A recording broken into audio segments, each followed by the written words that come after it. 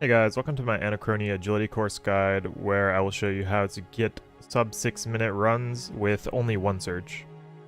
Before I get into the course, I wanted to go over a little bit about Bladed Dive, the ability, since it has a lot of intricacies, and I just want to make sure that everyone knows that when I click on a specific square, it is very important that you click on that square. Alright, so here's my very well-made diagram. It has 10 squares north and 10 squares east. All of those squares are valid squares that you can bladed dive to, but if you bladed dive further, which I'll show, it kind of gets weird. You can also bladed dive to anything in the big yellow square, so you can just kind of think of all of those squares being valid squares.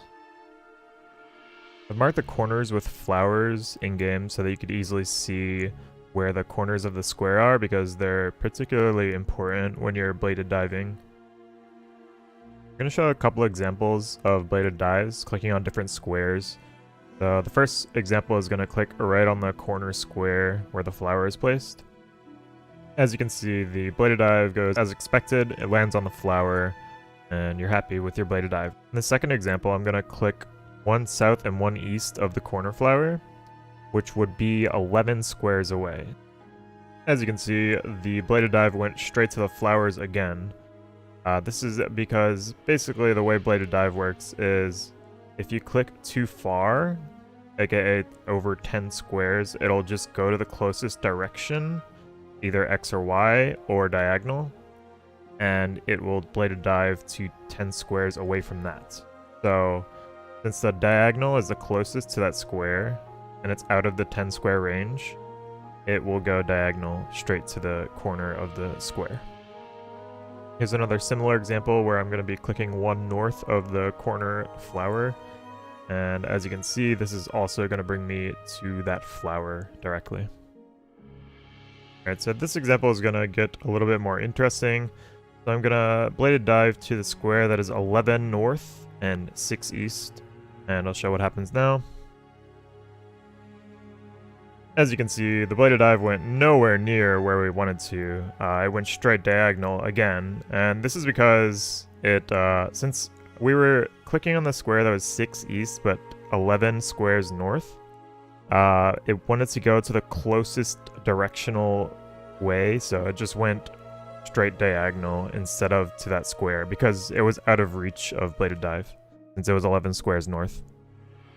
Here we're going to do another one that is pretty similar, which is 3 south and 1 east of the flowers, so now it's 11 squares to the east, and as you can see, it's going to go to the corner again.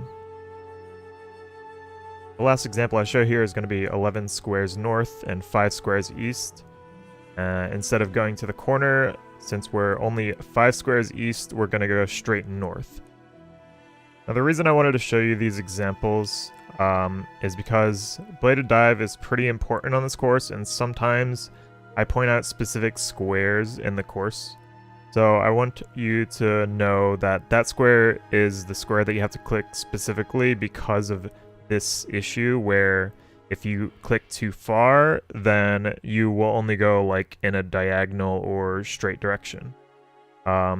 You want to click on the specific squares that I point out, or else it's going to go wrong. Now that you guys are more familiar with bladed dive, I can show you the route that I take throughout the course. So I chose to do counterclockwise in this video. I don't really have a reason for it. I'm pretty sure the times are very similar both ways, but I've heard a lot of people say that counterclockwise is faster, so I went ahead and tried to optimize that direction first, and I wanted to get a video out as quick as possible, so instead of trying to optimize both ways, I just wanted to do counterclockwise. One more thing I want to note before I go into the course is that I am using minimum graphics, and I also have terrain blending off. Basically what this does is it allows you to see the squares on the floor that RuneScape is made out of, and this makes it so that you can bladed dive to your targets easier because they're very definitive, the squares, because if you have terrain blending on, the squares are much harder to identify. I'm sure it's possible, but for this video it will be minimum graphics and terrain blending off. Now that I've explained everything, we can finally go into the course. At the start of the course, you just climb down the first 2 walls, And then you're gonna cue your bladed dive and pre-right click on the vine. That's one very important thing about this course, is being able to pre-right click. So yeah, make sure you just have your bladed dive ready and have a right click and have it over activate. And then once you get your XP drop, you just click on activate and you'll bladed dive right into position to go on the next obstacle. This next part is pretty difficult. It's one of the more difficult surges in the whole course. It's very timing specific. If you don't time it right, you're gonna go straight north. But basically you want to surge right when you get past the bone structure. I'm not sure what to call it, but yeah, you can use the landmarks to know when you need to surge. You'll be positioned straight north when you surge, but your character is actually a square further, so it's diagonal. So you want to diagonal surge all the way across. After the surge, you can jump over the obstacle and then bladed dive in a diagonal. It doesn't have to be a specific square for this one, so you can just bladed dive and go on into the next obstacle. After you cross the vine, you're going to want to bladed dive to this specific square, which is like 2 east of the point of the rock. I use the rock as a reference for this one. If you don't click on that square specifically, you will lose time because you will go diagonal, as I explained in the beginning of the video. So yeah, you have to make sure you click on that specific square, and then after you bladed dive, you surge onto the next obstacle. The next part is another square-specific bladed dive. So basically, you're going to want to click towards the obstacle to start moving, but when your bladed dive comes off cooldown, you need to bladed dive to the square that is east of the dark square that is furthest from you. That's the best way I can put it. It's on the video here, so you can see it as a reference. After that, you're going to surge as soon as you turn diagonal, and then walk your way to the next obstacle. Do not bladed dive as soon as possible. You should bladed dive to make sure that you get around the corner. This is one obstacle where you can line yourself up with the next obstacle to save time, but it's very hard to get it specific, so instead of doing that, I just go for a general diagonal bladed dive. After going down the obstacle, you want to surge as soon as you turn diagonal, and then walk your way to the next obstacle.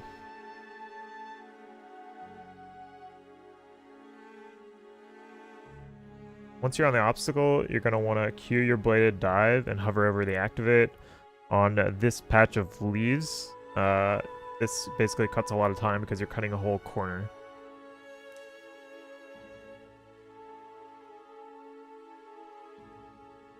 After climbing up, you're going to want to instantly surge into the plank and cross the plank.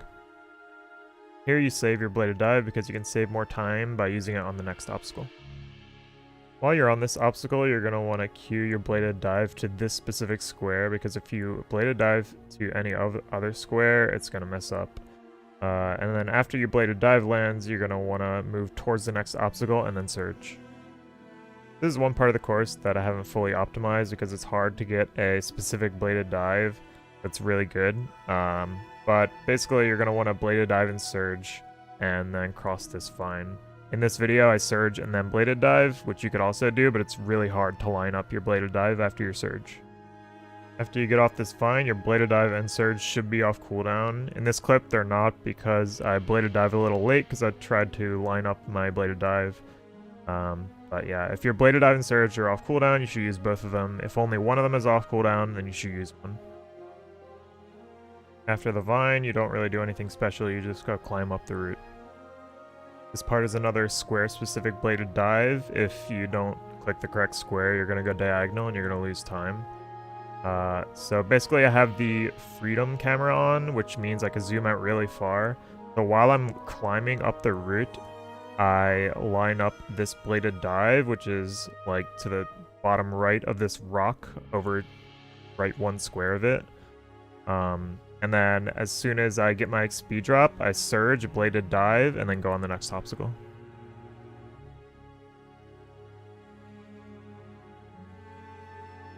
You don't do anything fancy in this part, you just run up to the next obstacle. While you're jumping over the bones, you want to cue your bladed dive to this square.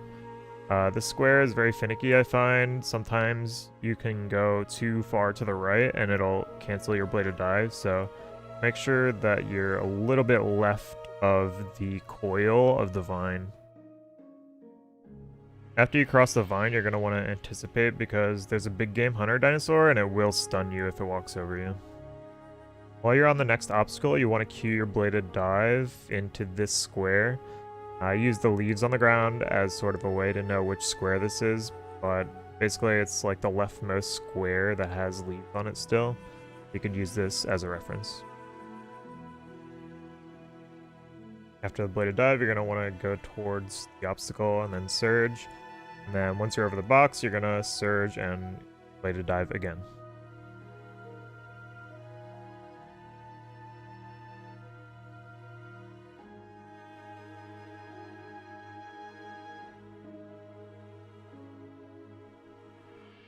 After the second vine, you're going to want to surge because you want to save your bladed dive for the next part. There's another square-specific bladed dive. If you don't dive directly to the square, it's going to mess up.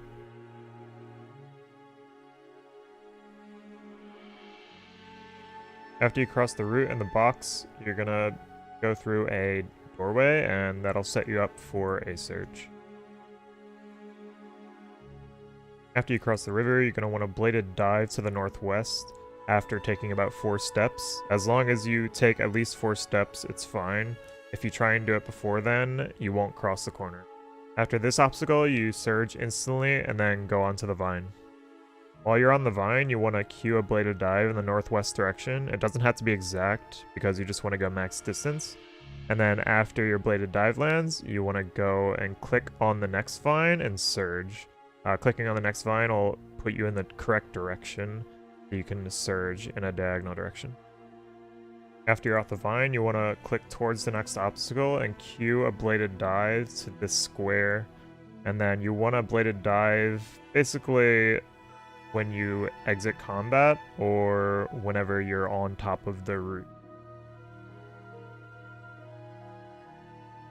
After you're off the vine, you should go on to the next obstacle, and while you're on the next obstacle, you have to cue another square-specific bladed dive. Use the colors on the ground for this one to help me know where it's a bladed dive. It's basically to south of the square that is dark. So yeah, you can use that as a way to know which square to bladed dive to, and then after you bladed dive, you instantly surge into the obstacle.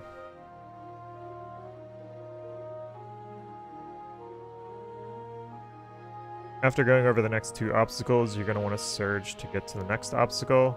And then once you get on the ground, you're going to want to bladed dive directly to the northwest.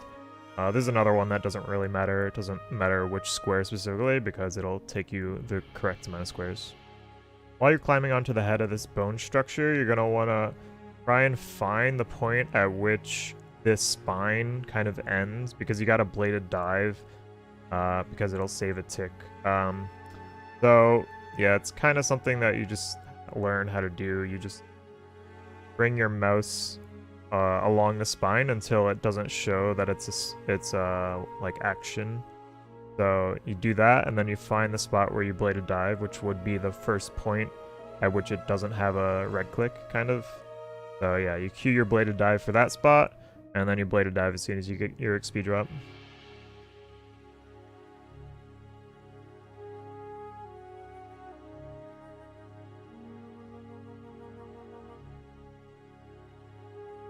Once you're off the bones, you want to surge directly north, and then you wait a little bit to get around this corner, and then bladed dive. There's not a very specific bladed dive, because it's really hard to set up a specific bladed dive when you're running into it. So yeah, you just bladed dive to the northwest. After you get off of this overhang, you want to surge, and then walk a little bit forward, and then bladed dive to this square specifically. If you bladed dive too close to this obstacle, you will like not bladed dive, so pretty important square. I mean, you could just go diagonally, but it's better to just go directly to the square that leads to the obstacle. After jumping over the gap, you want to surge into the next obstacle, and then once you land on the ground, you want to bladed dive to this specific square. There's another specific square bladed dive. So you need to look for, I basically just look for the white stuff on the ground. or the rocks or whatever. So yeah, you just bladed dive to that square specifically. After you cross the roots, you want to surge into the cave. While you're crossing the plank, you want to cue your bladed dive to right before the next obstacle, which is the box. And then as soon as you get your XP drop, you just bladed dive straight to the next obstacle. After you get out of the box, you just surge, and then you'll be on the last 2 obstacles of the course. On this run, I actually ended up getting a 6-minute lap time. I didn't realize that I had taken the 6-minute lap time instead of the 5:57 that I recorded making this video, because I did a couple of laps just to try and get the sub 6. So instead of going and redoing all of my editing, I'm just gonna tack the 5:57 at the end of this video. So if you want to see the 5:57, you can just watch till the end.